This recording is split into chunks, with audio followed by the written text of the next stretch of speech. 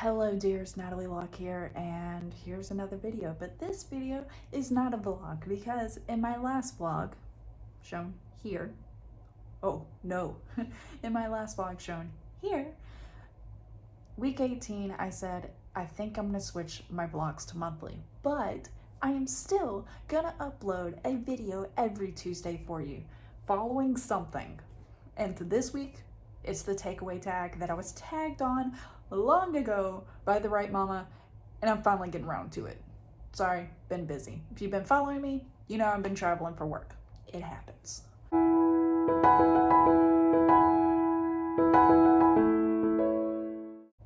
If this is the first video, I'm sorry.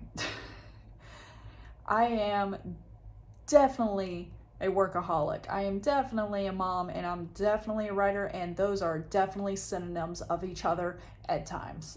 And that's why I like to say that my life is at 300%.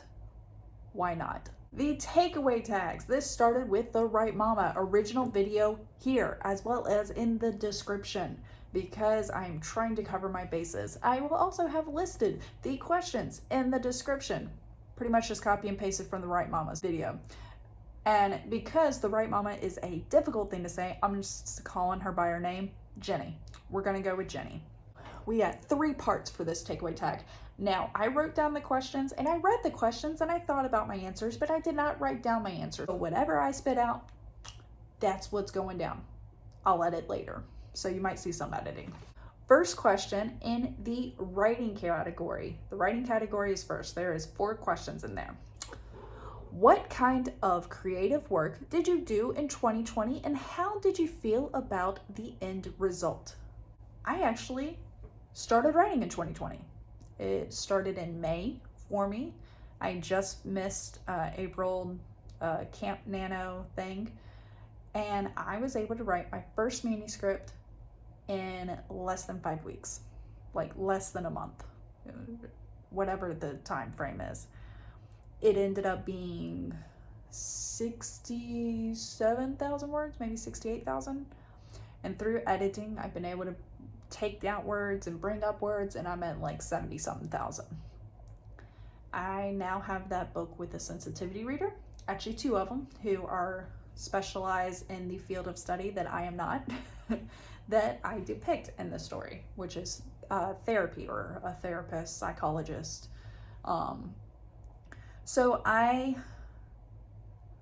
kind of proud of it, that the fact that I was actually able to finish something, and I've been able to go through so many rounds of edits with it that I feel like I'm almost ready to query. And I think that's what 2021 will bring for me. The second creative thing that I did was not doing a dark contemporary fiction, but doing a semi-dark, semi-comical sci-fi contemporary dealing with parallel universes, and that was my Nano project. That one is only at 28,000 right now, but I am going chapter by chapter trying to build it up. And I'm really proud of that story because unlike my first one, my first manuscript, I spun my wheels on it for 5 years before I wrote anything down. Parallel universe, or for Project Parallel, that was a shower thought that I was struggling to dry off quick enough to go write down my ideas before I lost them. And I did fine. And after I wrote those down, I was like, I gotta write this book. And I planned it out by chapter and ended up writing everything that I wanted to down. Now, it's more of a 0 draft, unlike the first book, but I think that's the difference of a few days versus a few years of mulling over the ideas. So there's that. Question 2. How would your protagonists have reacted to the chaos of 2020? Well, since I wrote 2 manuscripts, I got 2 protagonists to work from. My first one is Nora. I almost forgot. Nora is a workaholic. I swear I did not mean for the self-insert there. But Nora, so kind of a workaholic, and her job is party planning. And since parties would go to the wayside, I could see her planning like virtual parties and drive-bys and organizing that so that one, her business and her family could still stay afloat, but two, just because she doesn't do well idle. I could see her volunteering with everything that she could because she tries to do the right thing no matter what. And my book explains why she has that drive to do the right thing.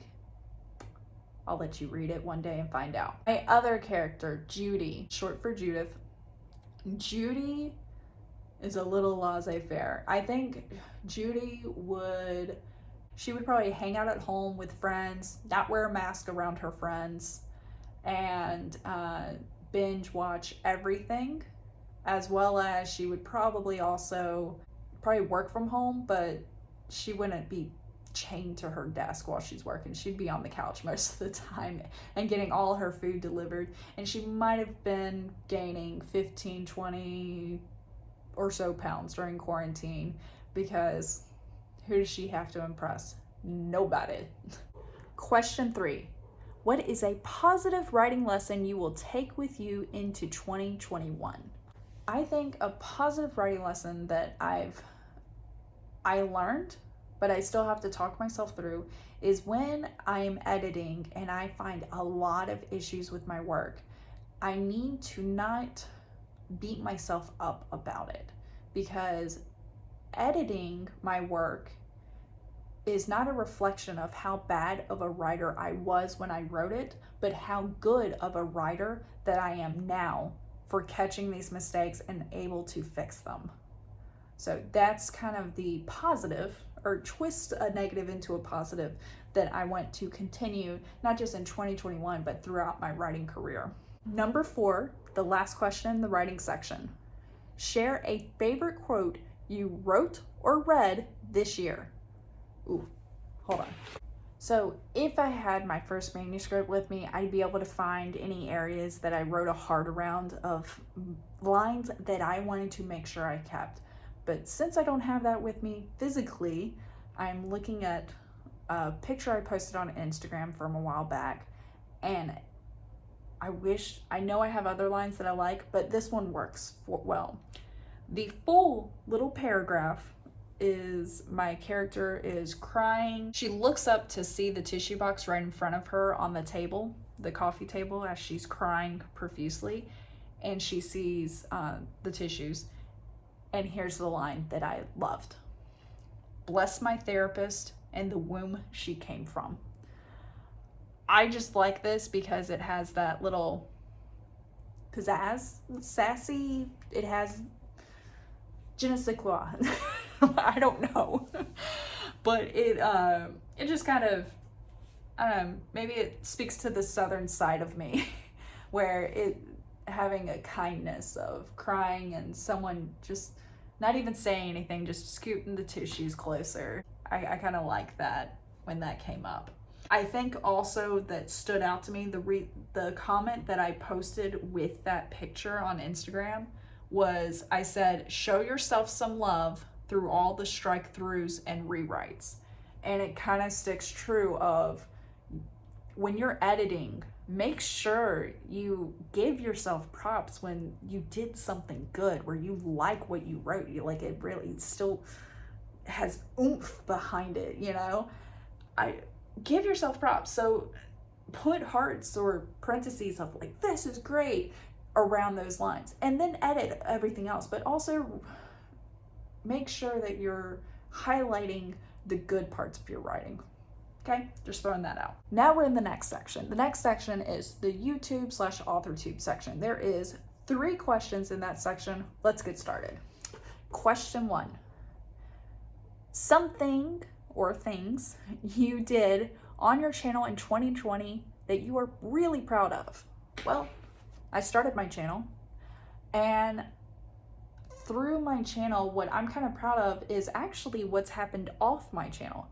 I am proud of the Authortube friendships I've created outside of Authortube. So inside Authortube, outside, not in front of the camera. So behind the camera, I've created these friendships, and I'm really proud of that.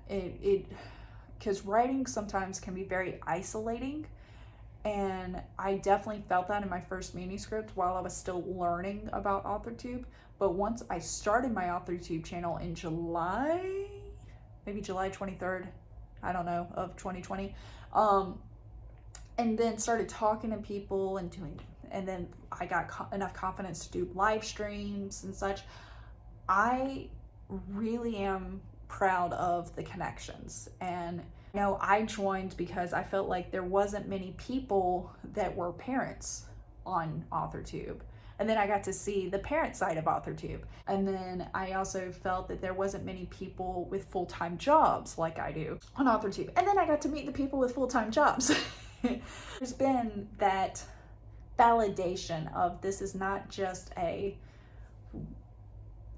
hobby, a passing or whatever. It's not like I want to take a cooking class and then I'm done and I'm not going to cook again.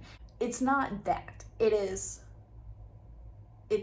I have this support system full of people that I want to see succeed, full of people that wants to see me succeed, wants me to be the best version, like being able to write the best version of my stuff that I can, not the best version that they can. Like, we build each other up, and we may disagree in different methods, but we're not trying to change each other, and I'm really proud of that. Question 2.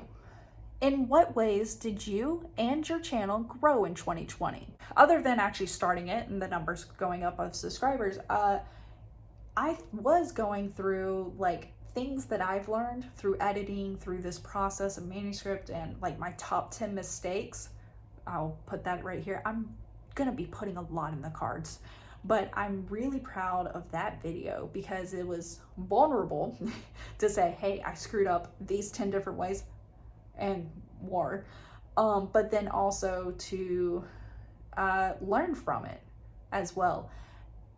I like that aspect, but I also like that I learned about Milwordy, and I've been able to do that. I'm not writing, editing, or critiquing as much as I was, but we know I have a buffer, and I'll get to that. You'll see at the end of January where I'm at on that. So, question 3. What is another channel that brought you joy in 2020? Doesn't have to be Authortube. Oh boy. There's just so many, and I feel bad for listing or not listing and stuff. I'm gonna go with not Authortube because I feel like if I list Authortube, I'm gonna leave people out, and I'm gonna really beat myself up if I leave anybody out. Not Authortube, what I can think of off the top of my head right now is like lo-fi channels, and there was even White Bat Audio does a great cyberpunk playlist. I mean, it sounds like you're straight out of like Blade Runner or Ready Player One, or God, what are some other ones, like Tron or something like that. Like, it has that techie techno, I can't even describe it, but I love it. And that really helped me when I was writing my sci-fi contemporary project Parallel.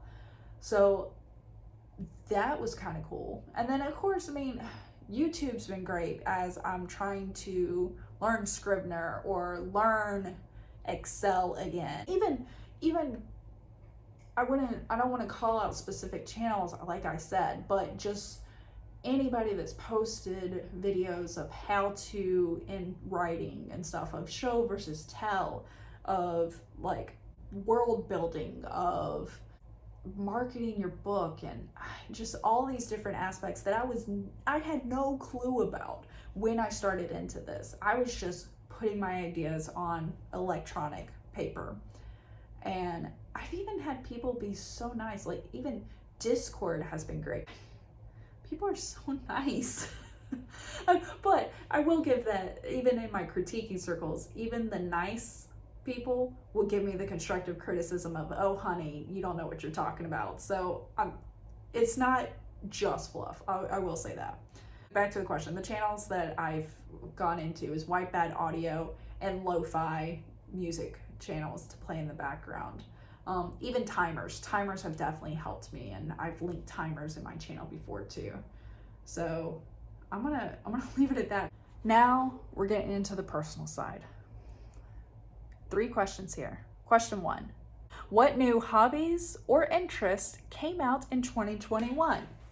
Writing, YouTube, reading more. That came out. Like, I actually read more at the beginning of 2020. Then I wrote my book, and then like reading went away, and now I'm trying to bring it back. It's gonna be a while. Like, if you've been on my channel, I'm still reading the one Flew Over the Cuckoo's Nest. I'm on page 56 though. For a while there, I was sitting at page 30. So I'm gonna try to get through this. I'm not even gonna put a timeline on it. I'm just gonna try to get through it. But I do also have 1, 2, 3, 4, 5, 6, and 7 that I'm trying to read before I go home. Question 2. What would you tell your past January 2020 self to mentally prepare you for the year?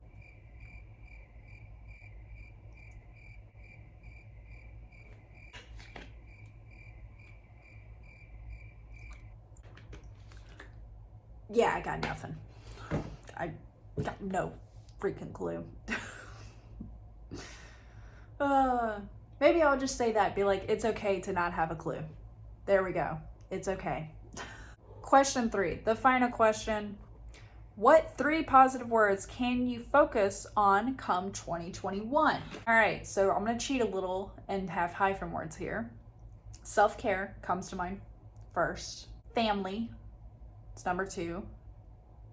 Part of me wants to switch those, but I have a feeling subconsciously I put self-care first, so we'll see. Self-care, family, and then number 3 will be the management is coming to mind. I don't even know if that could be a positive word, but I mean, like, managing my time management, timeliness, I don't know, whatever. That's the 3rd word of just balance. So much better. Okay, self-care, family, balance. And that's pretty much finding a balance between my self-care and my family and my work and writing and, you know, what this channel is all about anyways. So there's that. Well, I will say, I know I'm supposed to tag others with this, but your girl's lazy. Like, I don't want to text people ahead of time and say, hey, do you mind if I tag you? And then also on the flip side, I don't like to just tag people without talking to them first, of saying, hey, would you mind? So I'm just gonna go with this and say, this is the tag, and if you want to jump on this bandwagon, go for it. And I'm actually going to do a tag next week. Yeah, next Tuesday I'm gonna do a tag, and that one is actually specifically meant to not tag other people. That other people are allowed to do the topic if they so choose, but I truly absolutely believe, do not call anyone out on that one. It's only if people want to do that video. So if you're curious about what I'm talking about, because I'm being very cryptic, tune in next Tuesday to watch my video. I guess with that, yeah, until next Tuesday, see ya.